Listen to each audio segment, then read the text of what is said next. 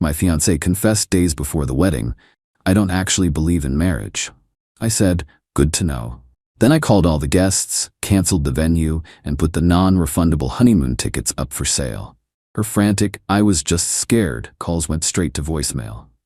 I, 32 male, am still kind of numb, but also weirdly calm. Like when you get a really bad cut and it just doesn't hurt yet. 4 days ago, Wednesday, we were doing a final walkthrough of the venue. Flowers ordered, caterer paid, my suit tailored, her dress probably costing more than my first car. You know, wedding stuff. My fiancée, let's call her Sarah, 29F, had been a bit quiet that day. Figured it was just wedding jitters. We've been together 5 years, engaged for 1. This wasn't a whirlwind romance. This was, I thought, solid. We're in the car on the way back. I'm talking about some last-minute RSVPs, and she just blurts it out. "Alan, I need to tell you something. I don't actually believe in marriage." I just stared. "Come again?" Like the institution. Lifelong commitment, all of it. I love you, but I'm not sure I believe in forever, you know? I let that sink in. Traffic was light, the silence was heavy. "And you're telling me this now? 9 days before we're supposed to sign a legal document promising exactly that in front of 150 people? I know the timing is awful. I just got scared. I thought I could do it for you, for us, but it feels wrong, dishonest. My brain went into hyperlogical mode. Emotional reaction? Sure, it was there, a dull ache starting.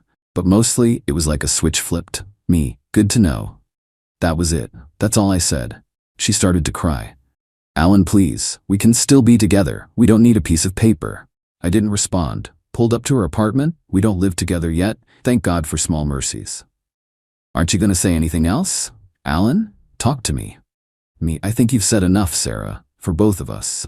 She got out, looked like she expected me to follow, to argue, to plead. I just drove off.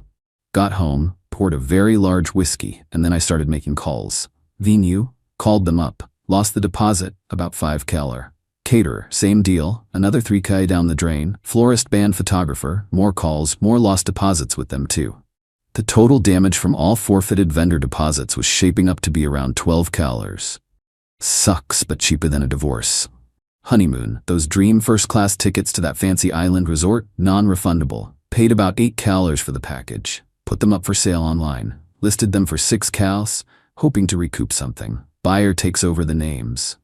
Guests. This was the hardest part.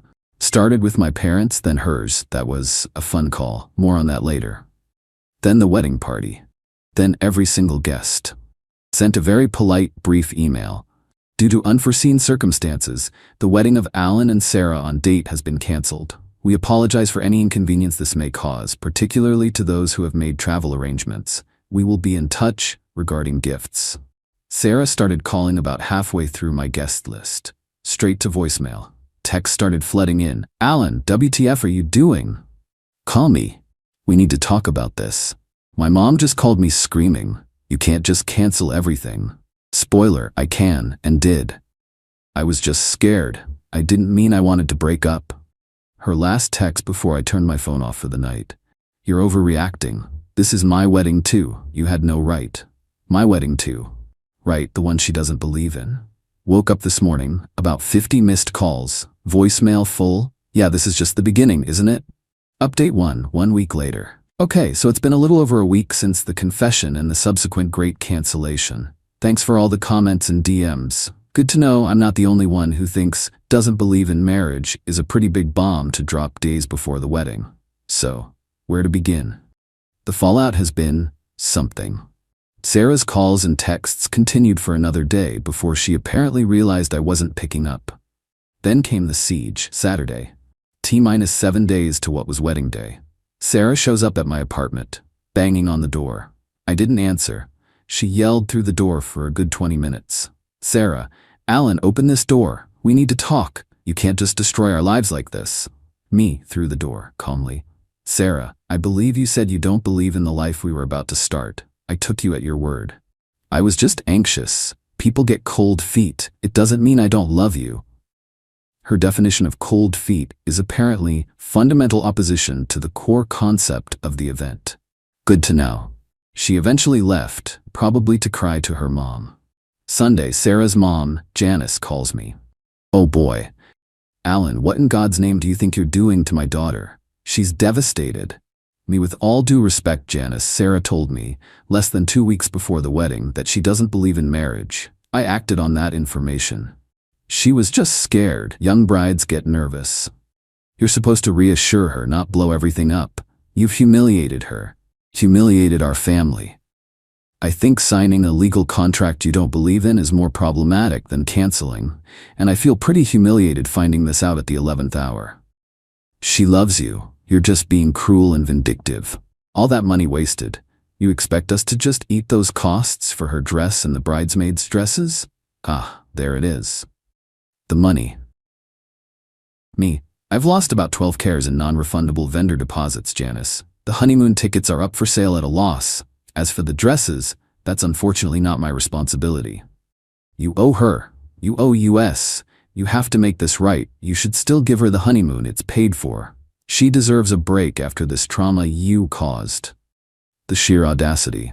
I just said, I don't think we see eye to eye on this, Janice. Goodbye, and hung up. The supporters emerge. Sarah's maid of honor, a girl named Julia, started a group chat with me and my groomsmen, who are 100% on my side, Bo. Julia. Alan, this is insane. Sarah's a mess. You guys are perfect together. You have to fix this. She made a mistake. She was emotional. Then one of Sarah's other bridesmaids, Evelyn, chimed in. Yeah, Alan, she was just being honest about her philosophical doubts. It doesn't mean she wouldn't have been a good wife. You're punishing her for being vulnerable. My best man, Jesse, bless his heart, replied, philosophical doubts? Days before? That's not vulnerability. That's a contractual hazard. I just typed, the decision is final. The wedding is canceled because the bride expressed a fundamental disbelief in the premise of marriage. I'm not interested in debating it further. Left the group chat. Dirty trick attempt 1. On Tuesday I get an email from the honeymoon resort, confirming guest name change for your upcoming stay. What? I checked the listing for the tickets. No sale confirmed yet.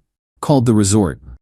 Turns out, someone claiming to be Alan's assistant Sarah had called them, said I wanted to put the honeymoon solely in her name as a surprise gift because the wedding was postponed, not canceled. And she really needed this getaway.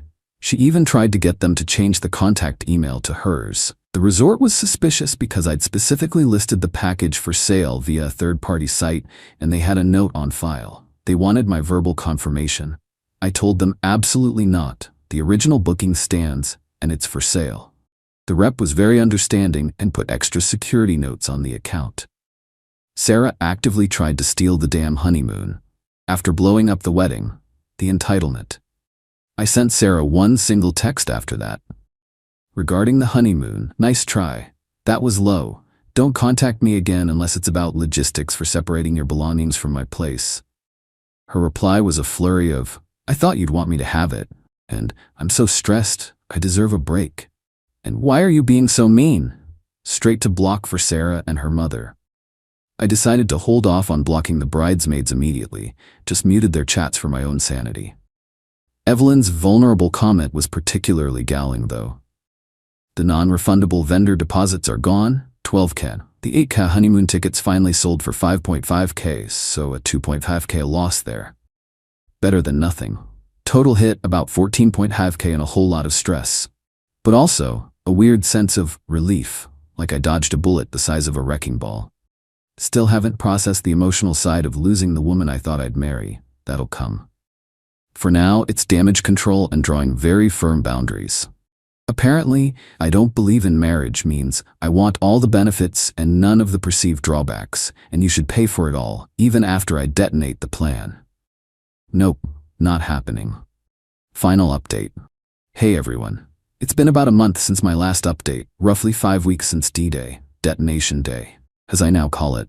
This will be my final post on this saga. The dust has mostly settled and the crazy has reached its peak and, thankfully, started to recede. So, after I blocked Sarah and her mother, Janice, things got quiet from them directly.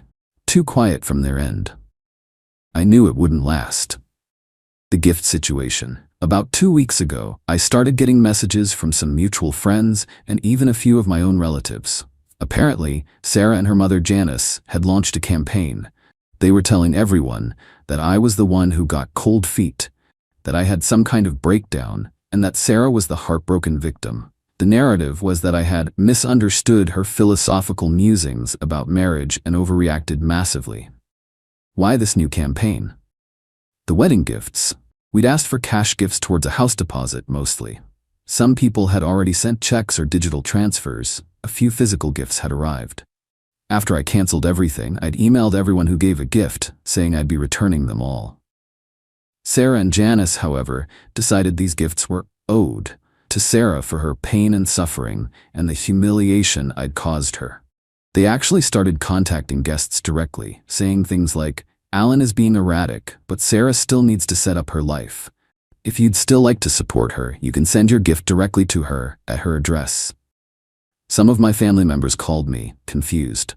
My Aunt Frances was like, "Alan, dear, are you all right?" Janice called saying you're having a hard time and that Sarah is trying to salvage what she can from this mess. She said the gift money would help Sarah find a new apartment since you two were planning to live together. We weren't. I owned my place. She was going to move in after the wedding. This was a new level of audacity. They weren't just entitled, they were actively trying to defraud our guests by spinning a false narrative. I wasn't going to let this stand. This wasn't about being vindictive. This was about protecting my reputation and ensuring our friends and family weren't duped. So, I crafted a very careful, factual email. Subject: setting the record straight. Regarding the canceled wedding.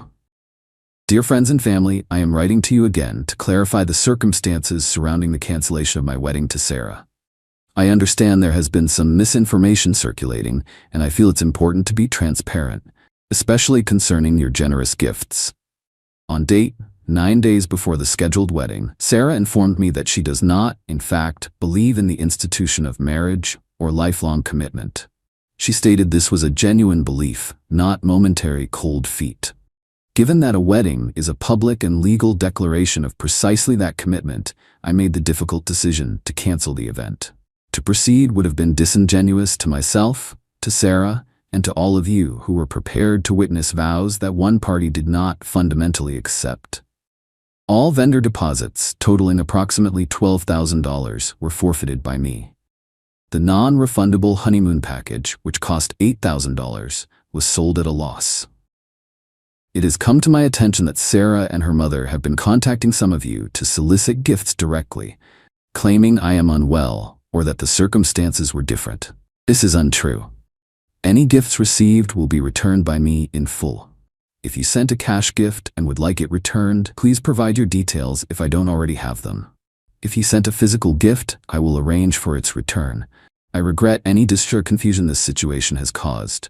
This was not a decision made lightly. Thank you for your understanding. I sent this email to everyone who was invited. I attached a screenshot of Sarah's original "I don't believe in marriage" text. I'd screenshotted it right after she sent more frantic texts just in case. And for good measure, a screenshot of her trying to get the honeymoon tickets transferred to her name. Boom, the aftermath. The reaction was swift.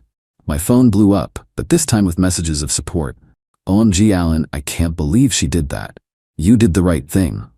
That's insane entitlement." Aunt Frances called back, furious. That woman, and her mother. The nerve. "Don't worry dear, no one is sending them a dime." Even Julia, the MOH, found my email address. We weren't connected on many platforms. And sent a message. "Alan, saw your email with the screenshots. Sarah really downplayed what she said and did. And the honeymoon thing. Yikes, I feel like an idiot. Sorry for jumping down your throat in that group chat. No apology from Evelyn, so she got the block I'd initially held off on. Good riddance."